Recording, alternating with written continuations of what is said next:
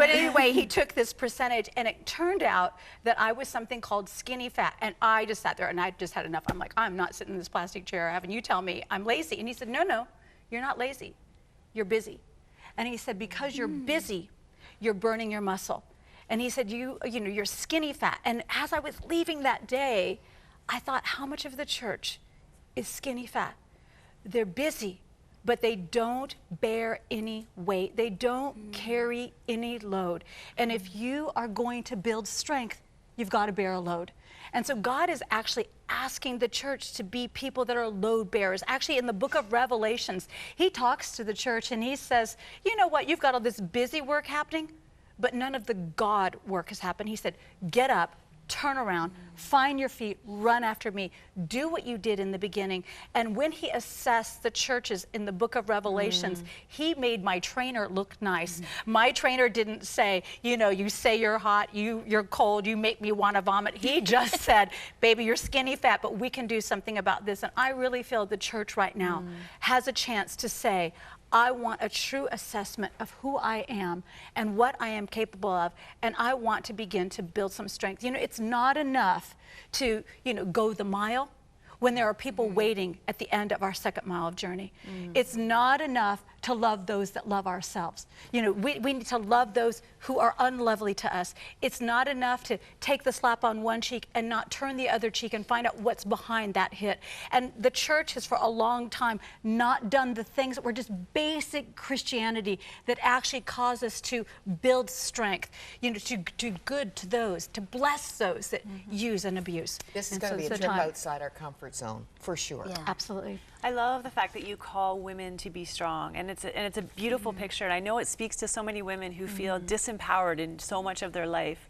But, you know, in the church, there's that controversy of gender identities, and the thought of a strong woman, maybe in a lot of our minds, is like controlling, domineering, trying to take over men's roles. How do you balance that out, you know, because you don't subscribe to a woman that's meek in this, not meek, but in the sense of like doesn't speak or doesn't assert or doesn't operate in strength and beauty. But also, just to add to what Cheryl's saying, is that I feel that sometimes men are threatened by a strong woman.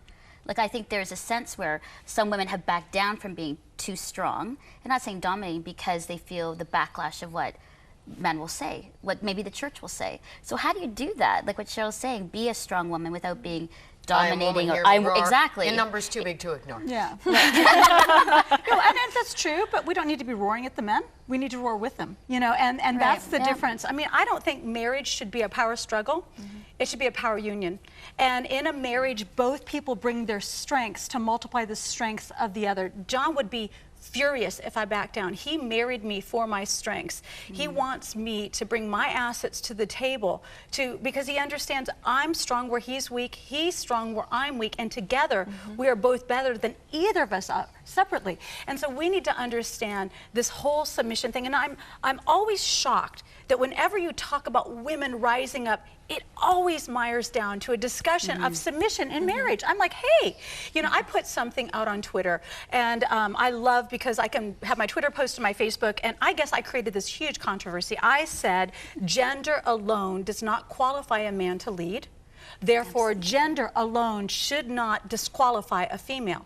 I said virtue is the qualifier for leaders, whether they be male or female.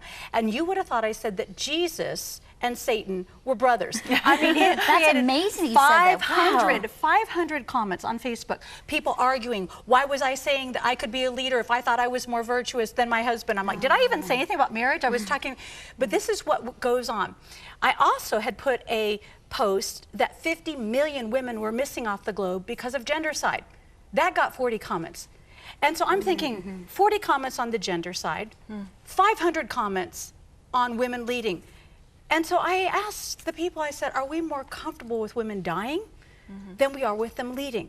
You know, the truth is, submission means under mission. That's what the word breaks down to. A husband and wife have a mission.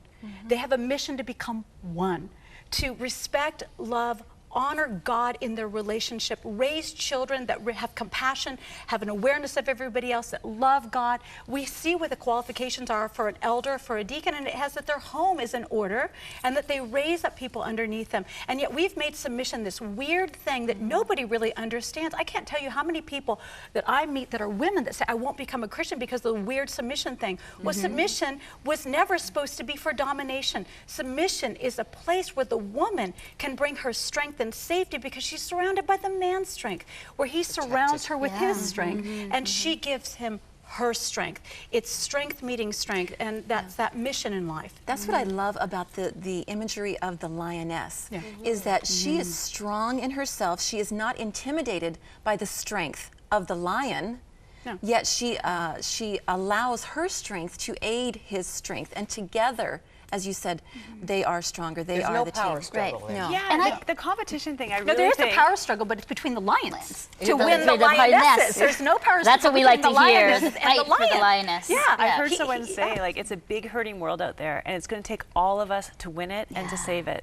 And if you take out half of the church, then I think that's the strategy of putting us in competition between gender. Yeah, absolutely. And I think the church has that role. I mean, when I talk to youth, some of the girls have said we have not been encouraged as much as we should to rise up and be strong and in leadership.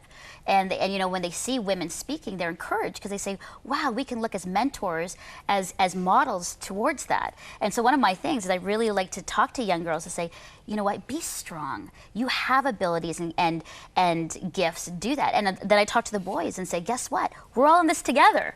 You know, just because she's a girl and you're a boy, we can do this and we can help change the world together. But Lisa, part of your message is, and I so appreciate this, is we are never all that we could be without God at the center of who we are. Absolutely. And that's the bottom line. Yeah, and you know, I love that Corinthians breaks it down. It says that we're his ambassadors.